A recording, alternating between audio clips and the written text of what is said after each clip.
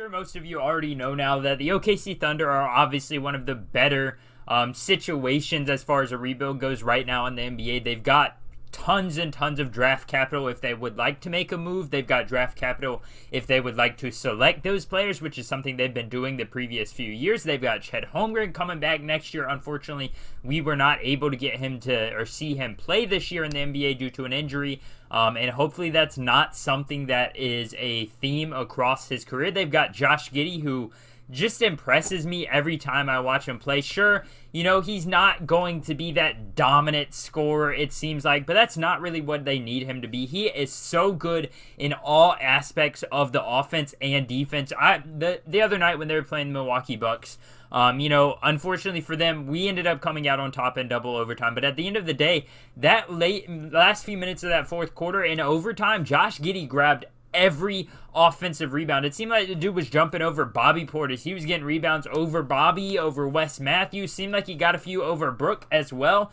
He was giving all his effort, playing amazing, and it was very impressive. I will have to say that. And outside of those guys, Lou Dort is a guy that kind of feels like maybe he's hit his ceiling as an NBA player because we know how good he was coming into the league. And watching him play so far this season, there have been some questionable moments, decisions, lapses in decision-making in that process as well.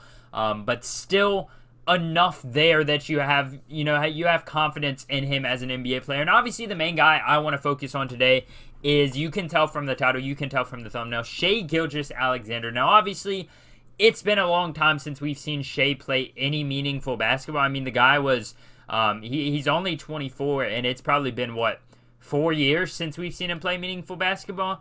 I guess you could count the playoffs with Oklahoma City where he was averaging 16 points in his second year, but nobody really expected them to win that. Nobody expected them to be there in that situation. So when he was on the Clippers, his rookie year, a lot of people were taking it as a very big shock that the Thunder Shai was playing as well as he had been. I mean, his rookie year, he had a very good year. He averaged 10 points. He got about 3 assists, a steal a game, half a block a game, 3 rebounds. Shot 50% from 2-pointers, 37% from 3, so nothing like that jumps off the page at you, but still a very, very productive year. He was good enough to make All-Rookie in 2018, and since then, he has just been steadily improving. I mean, he's a guy that, when you talk about young, up-and-coming players, you have to talk about Shai Gilgeous-Alexander. A lot of people tend to overlook him because of where he's at, because of how the Thunder have been recently, and I completely understand that at a surface level because, like I said, it's been a long time since we've seen Shai Gilgeous-Alexander play meaningful basketball. I mean, just look, 2020, 2021, he played 35 games. I do believe he got injured that season, but there was also moments in that season where they just didn't play him so they could get higher draft picks. And the tanking is something that, sure, in the long run it might help you out, but for your fans, for your organization, it doesn't help you out all that much. And they did the same thing last year. 56 games played by Shai. Not only did he have some injuries, but also he sat some of those games as well. So far this year, he has played 11 games, started all 11 games, averaging about 35 minutes per game, the most in his career so far right now. And the dude is straight up balling. I'm not even going to lie. 30 points per game. He's averaging about 5.5 assists, 2 steals, a block and a half, 4.4 rebounds per game, while all doing this while shooting 57% from 2-pointers and 33% from 3, but it's slightly better than last year. So while it's not a good percentage, it is slightly up. I mean, the guy has a tendency to not make threes when you would like him to, but he makes threes in the clutch. He had a couple big shots against the Bucks that I was like, man, that was game. I mean, he hit basically what should have been a game winner, a buzzer beater, if Lou Dort hadn't fouled Brook Lopez. And it's just been very impressive to see Shai actually get out there and be able to ball out, be able to be that number one guy for the Thunder. If you look at his last few games, he's got 37 points against the Knicks, a team that, was very heavily rumored not too long ago to be trying to trade for Shai Gilgeous-Alexander, but so far you've got 37 points against the Knicks, shot 13 for 22, extremely efficient, 2 for 3 from three-point land, 5 rebounds, 8 assists, 3 steals, 2 blocks. I mean, that is a stat stuff sheet if I've ever seen one. We've seen players like Shai Gilgeous-Alexander, taller guard, shooting guard, point guard. I think he mostly is considered a point guard, but he does technically run shooting guard some. And the way he plays is kind of more of a shooting guard mold player, but at 6'6", 24 years old, we've seen players like him, and I'm just very excited to finally see him coming out of his shell, finally see him making some actual noise in the NBA, because there's been so many players where I'm just waiting for them to get better. I'm waiting for them to do something in their career, and finally it seems like Shai is doing what we all expected him to do. I mean, the guy has been a highly touted young player for a while now. He's 24 years old, and it finally looks like maybe, just maybe, he's getting his chance to shine in the NBA. And like I mentioned, he's right now sitting at 6th in the NBA in points per game with 30.5 points per game. I mean, yes, maybe the Thunder could be a little bit better. Maybe the Thunder are not obviously, winning all their games. They're not built right now to win all their games. Right now they sit at 5-7, but still 11th in the Western Conference. They've got a chance for a play-in appearance, and right now, honestly, I say that's what you fight for. I mean, you're looking at a team that has been consistently terrible for the last few years. They've been rebuilding. They've been tanking consistently as much as possible, and it is just going to be a process, and right now they're on the cusp of making some noise.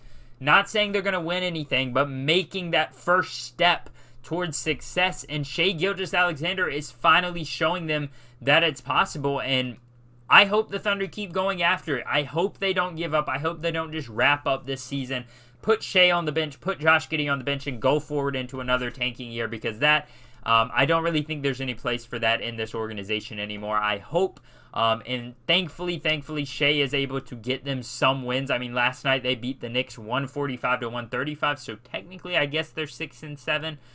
So they might have moved up anyways in the standings. I mean, just a weird start to the season. The Thunder, and my final point is, there's been a lot of rumors the past few years of trades that the Thunder could make. And if I'm being realistic, they have a lot of draft capital, but probably in their best interest to not make any big trades. Most of the people that are going to try and make trades with the Thunder are going to want Shai. They're going to want some of those other big pieces. And if you just keep this core together, I mean, we're talking about Lou Dort, Trey Mann, Shai, Jeremiah Robinson-Earl, Darius Bazley, Kenrich Williams, Poku.